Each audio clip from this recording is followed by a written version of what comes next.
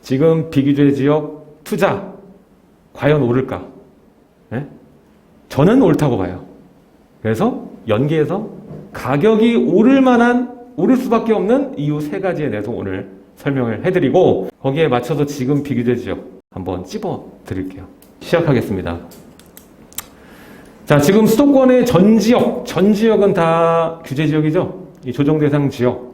네, 그리고 그 와중에 투기과열지구로 묶여 있습니다. 자, 이 부분은 여러분들이 워낙 잘 알고 있으니까 넘어갈 텐데 지금 보시면은 여기에 김포, 파주, 그리고 나머지 포천 이런 데 이하 이런 데는 빠져 있어요. 그렇죠? 일부 지역 제외해서 별표가 있고 이 별표에 대해서 설명했는데 생각보다 빠져 있는 동네가 많네. 그렇죠? 근데 지금 여러분들이 지금 핸드폰에 어플리케이션이 있다. 호갱노는 다 깔려 있죠.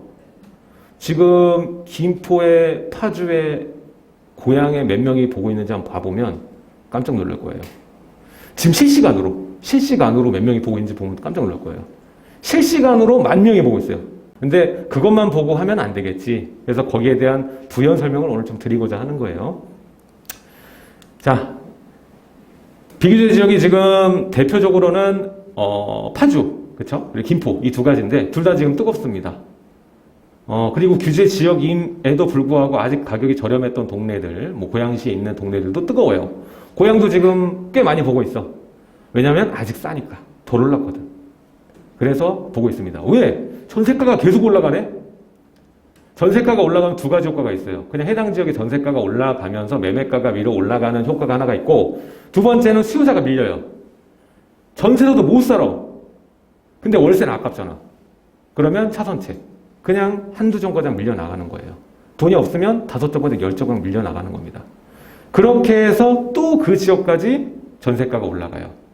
근데 문제는 뭐냐면 이런 하위 지역들, 수도권 외곽, 이런 비규제 지역은 매매가가 기존에도 워낙 낮았고 전세가율이 높다 보니까 임대가가 올라가면 순식간에 매매가가 바뀌어요. 제가 이제 설명할 때 많이 얘기를 하는 게 우리가 어릴 때 두꺼비 집 짓고 모래놀이 하잖아요. 모래를 주먹에 쥐고 쭉 내리면 일자로 올라가지 않잖아요. 그쵸? 일자로 올라가지 않고 주변으로 퍼집니다. 흙이.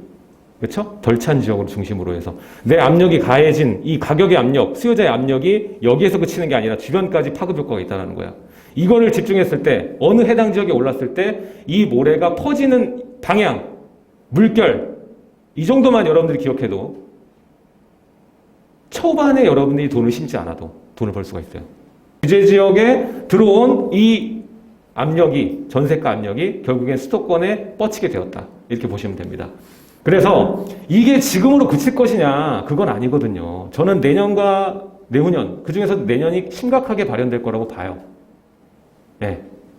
자, 일단 전세가 급등이 지속된다는 게 첫 번째 이유입니다. 비규제 지역이 앞으로도 오를 이유가. 자, 일단은 신규 입주 물량이 중요하겠죠. 왜냐면 사람들은 신축 살고 싶어하고 임대에 들어가시는 분은 더더욱 그래. 이어갈게요. 자, 신규 입주 물량이 수도권 전체가 감소해요. 그냥 서울만 감소하는 게 아니야. 자, 지금 거의 5만 호 육박하게 이번 19년, 20년도에 보면 4만 호 넘게 다 입주 물량이 채워졌어요. 근데 내년에 어떤 현상이 있냐면 내년에 이제 2만 6천 호 정도. 예. 2만 중반대예요. 반토막이 나는 겁니다. 예.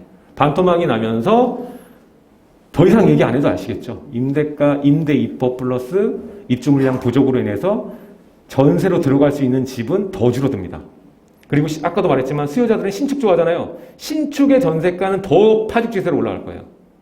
서울 급감 그리고 임대 입법 2개가 물려서 주거비가 지금 폭등하고 있는 상황이다. 월세도 지금 장난 아니에요. 학군지 대치동에 월세로 살고 싶어도 못 살아요 지금. 이런 이 서울의 중심의 낙수 효과로 인해서 수도권 임대가 또한 지금 급등 상황이에요. 자, 오늘 얘기할 지역 대표적인 지역 바로 얼마 전까지만 하더라도 2억대 중반 후반 정도였어요. 임대가, 전세가가. 네. 물론 이 중심으로 내려온 경우, 지금 입주를 앞두고 있는 데가 거기가 이제 3억 초중반이야, 전세가가. 그리고 그 이외 지역은 다 2억대였어요. 근데 지금 임대가 올라가는 게 3억 중반, 4억 넘기려고 이제 준비하고 있어요. 4억은 넘어갈 것 같아, 제가 봤을 때. 그러면 매매가는 어떻게 된다? 크게 흔들리는 거죠. 왜냐면은 매매가가 3억대 초중반밖에 안 했거든요. 그 전엔 뭐 2억대 후반밖에 안 했고. 있는 중개사분들, 제가 아는 분들도 있는데 밥을 못 먹는데 전화가 계속 오니까. 전화가 계속 오면 방구도 계속 끼면은 똥이 나오잖아요. 계속 전화 오면 거래가 되니까. 예, 그렇게 되는 거예요. 그 호갱노노가 그래서 지표라니까 하나에. 거기에 뭐 몇천 명이 갑자기 보고 있다. 그럼 가봐야 돼, 여러분들. 부동산 공부하는 사람으로서. 어떤 지금 현실이 어떤지 보고 와야 됩니다. 눈으로 목격을 하고 와야 돼요. 특히 교통 호재가 실현된 지역. 제가 이거는 작년부터 계속 얘기했어요. 계속 얘기했거든. 예. 그래서 교통 호재가 실현된 것은 현재 가치가 바로 임대가. 전세는 철저하게 현재 가치예요. 미래 가치가 반영되지 않아. 지금 살 때의 가치가 가격으로 정확하게 바로미터로 돼 있어요. 공급과 수요의 원칙 딱 하나만. 그래서 지금 이 교통이 뚫리면서 현재 가치가 올라간 곳, 예. 거기가 큰 임대가 상승이 일어날 수밖에 없다. 앞으로도. 특히 내년. 수도권에는 20%의 물량이 급감합니다. 서울의 입주량만큼 감소가 되는 거예요. 내년에. 예.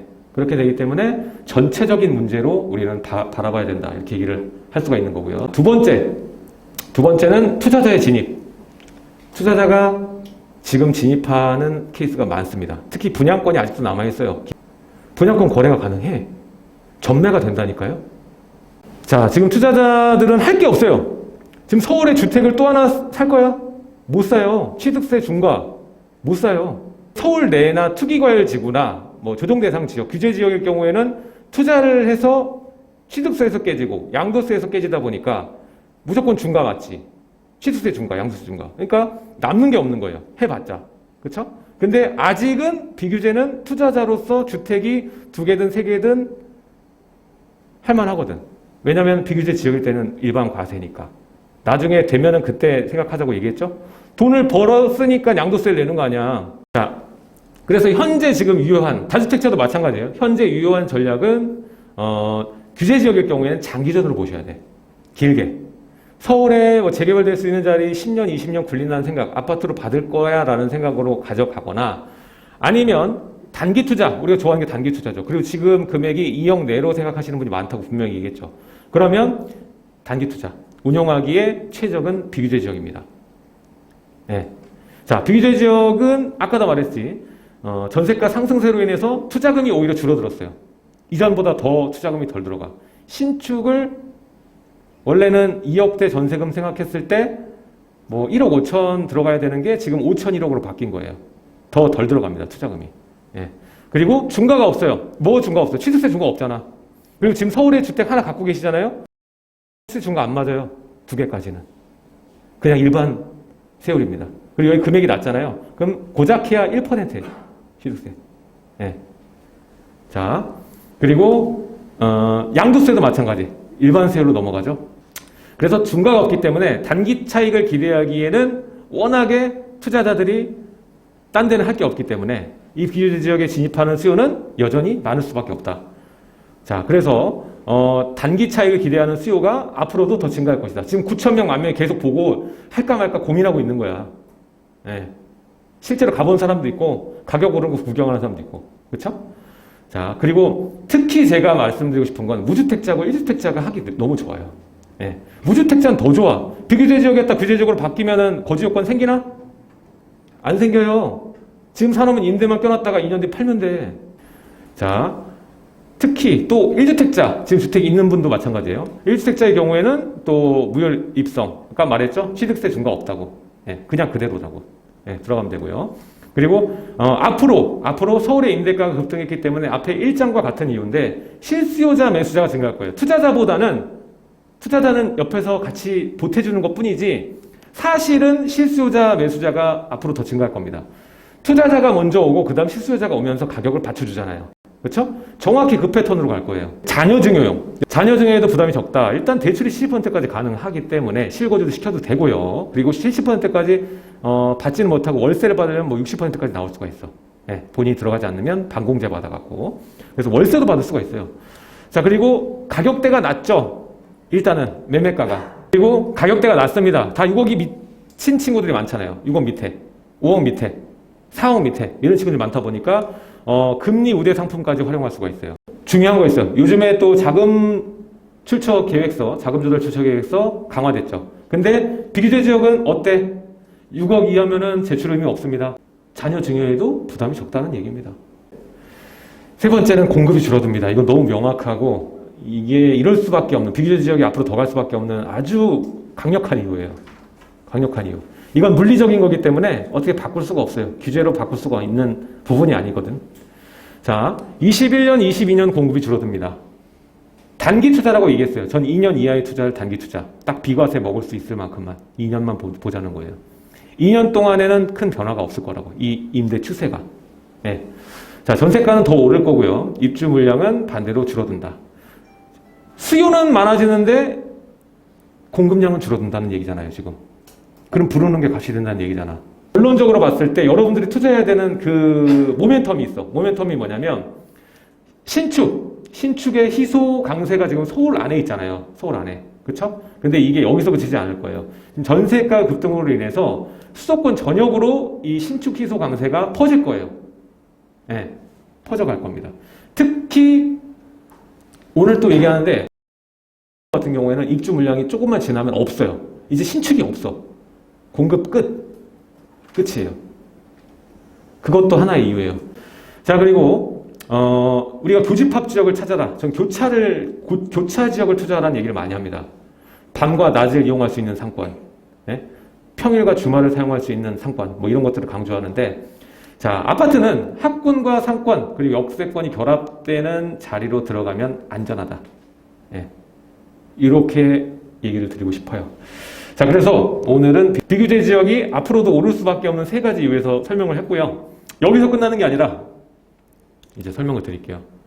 자, 비규제 지역의 투자 매뉴얼. 이제 비규제 지역 지금까지 들으시고 아, 나도 한번 생각해 봐야겠다 하시는 분들께 매뉴얼을 제가 드릴게. 자, 비규제 지역은 지금 아직 덜 올랐기 때문에 나쁘진 않아요. 다만 교통이나 이런 모든 부분이 바는 아니에요, 사실상.